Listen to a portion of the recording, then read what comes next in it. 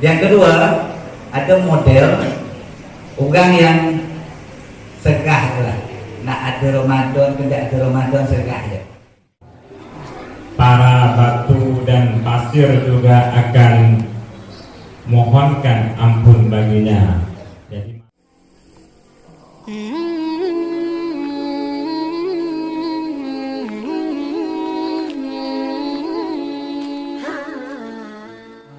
atau menghadapi Ramadan. Satu model orang yang sangat bergembira dengan kedatangan Ramadan.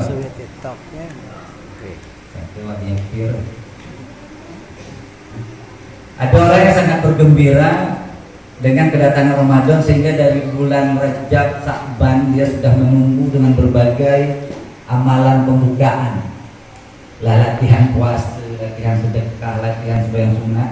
Kenapa? Karena bergembira untuk menyambut Ramadan datang. Karena kata Rasulullah, ketika apabila kau tahu hikmahnya Ramadan itu, maka niscaya kau akan minta sepanjang tahun itu Ramadan. Kalau tahu hikmah. Siapa orang-orang yang bergembira ini?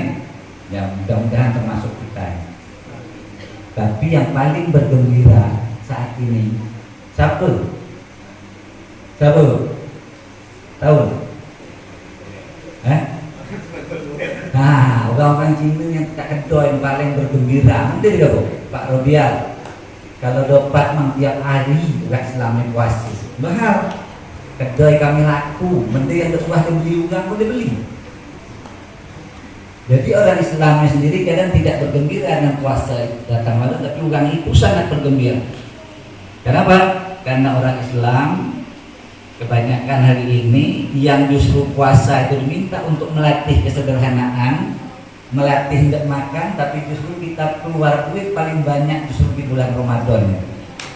Jadi agak aneh, ya kan? Nggak menteri nak kita beli, padahal harusnya pengeluarannya makin sedikit. Kenapa? Karena makan biasa 3 kali jadi 2 kali. Nah, jadi yang tahu hikmah Ramadan itu punya uang tuh. Jadi yang bergembira. Yang kedua, ada model ugang yang segah lah. Nak ada Ramadan, tidak ada Ramadan segah aja. Sama aja. Tidak ada pengaruhnya Ramadan atau enggak. Ya. Dan ada lagi yang satu pelaku malah risau datang bulan Ramadan ini. Lah puasa pula. Atau ni ada Pak, mana ni? Tengah misi belanja datang bulan puasa, ekonomi sulitlah puasa. Justru harusnya bersyukur dengan puasa ini karena waktu ekonomi sulit kita tidak perlu banyak belanja. Ya, jadi 3 model ini mudah-mudahan kita termasuk orang yang bergembira karena menyambut Ramadan, karena berbagai hal yang dapat kita lakukan di bulan Ramadan ini. Jadi orang yang bergembira ini dari berbulan-bulan sebelumnya dia lah siap kayu api, lah siap segala macam benda untuk bulan Ramadan, karena di bulan Ramadan itu dia berjanji tidak nak kerja, dia nak ibadah 100%, semoyang, nak ngaji, nak sedekah segala macam. Tapi kita ini justru boleh bulan Ramadan inilah yang waktu saat-saat menjelang berbuka, saat doa dikabulkan. Bukan duduk di meja makan menunggu berbuka setengah jam berdoa segala macam, cuma bukan, kita justru melayau sudah dalam ngabuburit, gini jodoh, nyari tamu segala macam, berjual dan segala macam. Ya, banyak terbalik. Bukan Ramadan sibuk buat tambul nak sedekah, kita sibuk pergi nyari sedekah. Ugang sibuk ngajak orang berbuka puasa, karena ngajak orang buka puasa tu pahala orang berpuasa tu kita dapat semua. Tapi hari ini kita sibuk nyari tempat berbuka puasa bersama yang gratis. Ya? Jadi banyak hal-hal yang menjadi anomali dalam kehidupan kita sehari-hari hari ini yang justru terbalik dari tujuan, ya, agama mengadakan puasa Ramadan itu. Jadi marilah sama-sama kita pelan-pelan menyadari bahwa sesungguhnya puasa Ya ayyuhallazina amanu qu anfusakum wa ya ayyuhallazina amanu kutiba alaikumusiyam kama kutiba alal ladzina min qablikum la'allakum tattaqun. Jadi diwajibkan kita berpuasa, mudah-mudahan kita bertakwa. Jadi ciri-ciri orang bertakwa ini nampak. Jadi mudah-mudahan kita yang ada di masjid ini, ibu-ibu, bapak dan anak-anak masuk dalam kategori yang mudah-mudahan kita bertakwa. Jadi mudah-mudahan kita bertakwa. Untuk anak-anak kecil, ya bapak dan ibu-ibu, kami menghimbau jadikan masjid ini masjid yang ramah anak-anak. Buat suasana supaya anak-anak suka datang ke masjid, supaya hari ini dia berlari-lari, dia berkelahi-kelahi, dia bertengkar-tengkar, tapi pada satu saat dia akan naik di mimbar ini, dia akan menjadi imam di sini. Karena ketika masjid itu banyak anak-anak dan remaja, insya Allah Islam di daerah itu cerah masa depannya. Tapi ketika masjid itu yang ada cuma orang top-top, ya, tahu orang top, tua, ompong, pengantok, maka insya Allah masa depan Islam di kampung itu suram. Nggak ada anak-anak kecil. Kalau perlu memang dipancing tadi, pancing dengan makanan, buka bersama dengan tambur, walaupun nanti kita Allah Akbar, ya Allah Akbar, kita diblokkan di muka tambur dan kita salam masuk lagi. Dan itu pelaku kita dulu. Dan kita suka dengan hal-hal seperti itu, sehingga waktu kita dewasa, kita ingin mengulang kembali datang ke masjid. Jadi kenapa orang jemaah tabligh diajak keluar 3 hari membiasakan diri di masjid? Karena ketika sesuatu kita biasakan dalam beberapa hari, dia akan menjadi kenangan indah, dan kalau kita tidak pergi kita merasa risau. Sama dah kalau kita ngapel cewek, biasa ngapel tiba-tiba tidak kena biji, tidak kita pening, kenyi nak di situ lagi. Jadi mari kita biasakan anak-anak kita datang ke masjid, supaya nanti kalau tidak pergi masjid dia akan pening, dia akan risau kalau tidak datang ke masjid. Ya. Sekali lagi kami salam juga dari Pak Bupati, masing-masing keliling, mudah-mudahan nanti sampai. Kami menghimbau, kita kemarin ada bencana banjir di Ranai. Kemarin kami 14 hari ada bencana longsor di Serasan. Ceritanya banyak, macam-macam ceritanya. Ada kena ini, kena KP, kena segala macam. Terlepas dari cerita itu, ya, karena bencana katanya karena banyaknya maksiat, tetapi sungguh-sungguhnya maksiat terbesar di dalam Islam adalah tidak sembahyang.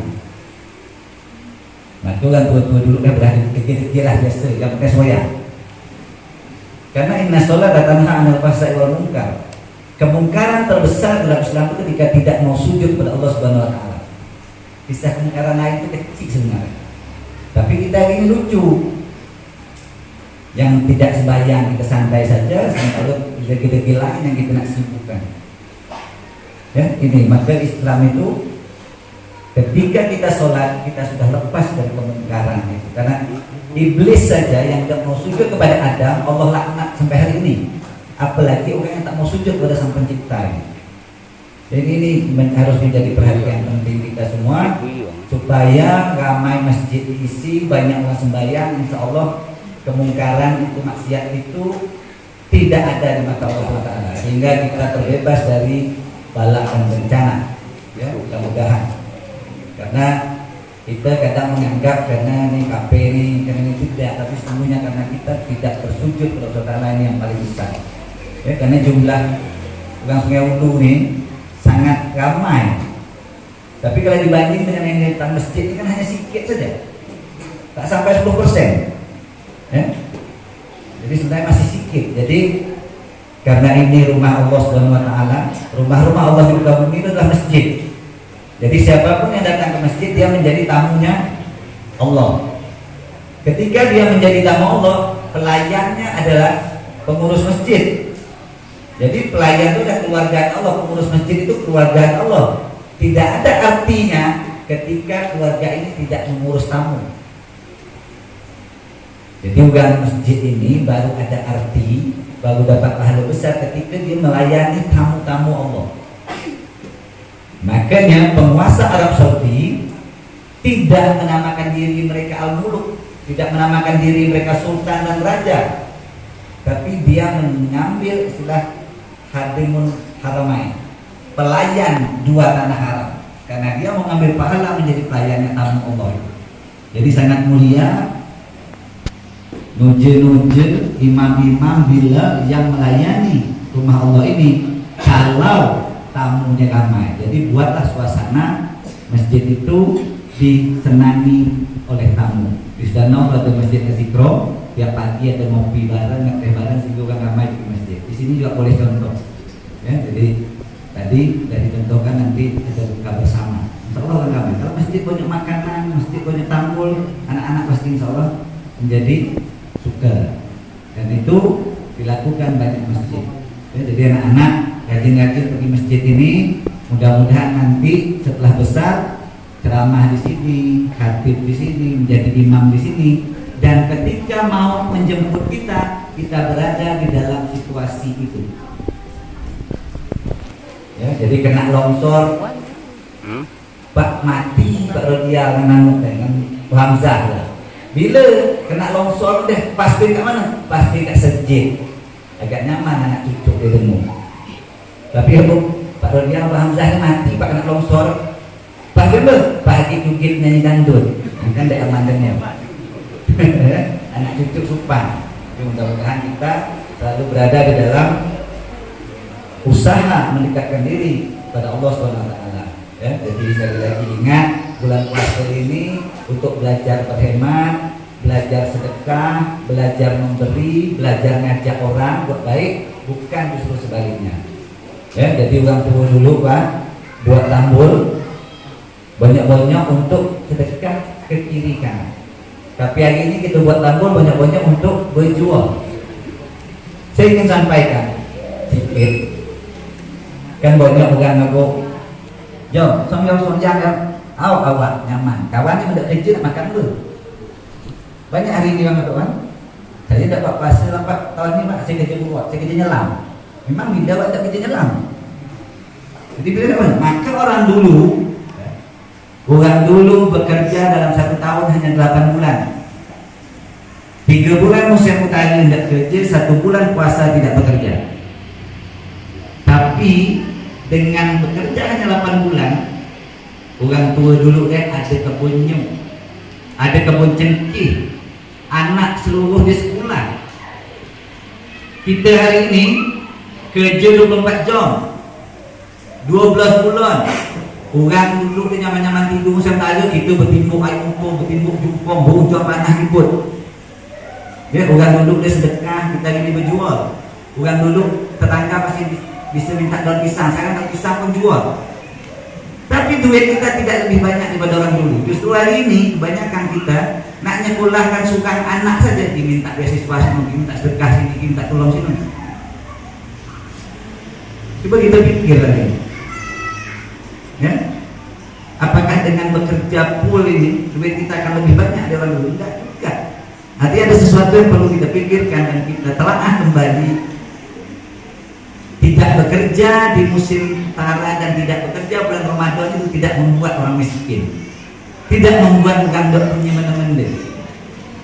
Justru hari ini bekerja raya, bukan yang berjojuk selama sebulan ini, waktu hari raya tidak juga lebih banyak duit dari orang yang bersedekah pada 30 hari bulan Ramadan. Mungkin itu yang dapat saya sampaikan. Mohon maaf kalau ada kekurangan. Terima kasih atas segala perhatian. Mudah-mudahan mendapatkan pengajaran dan pelajaran supaya kita menjadi orang-orang yang bertakwa. Wabillahi taufiq wal hidayah. Assalamualaikum warahmatullahi wabarakatuh. Waalaikumsalam.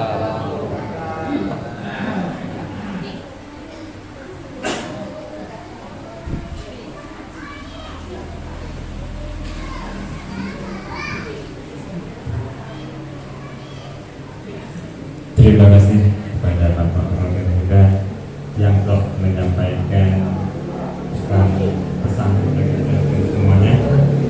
Baiklah, pada malam hari malam yang ke-6 Allah akan memberikan pahala kepada orang mukmin yang bertarawih seperti orang yang melakukan tawaf di Baitul Ma'mur. Para batu dan pasir juga akan mohonkan ampun baginya. Jadi malam ini luar biasa Bapak Ibu ya.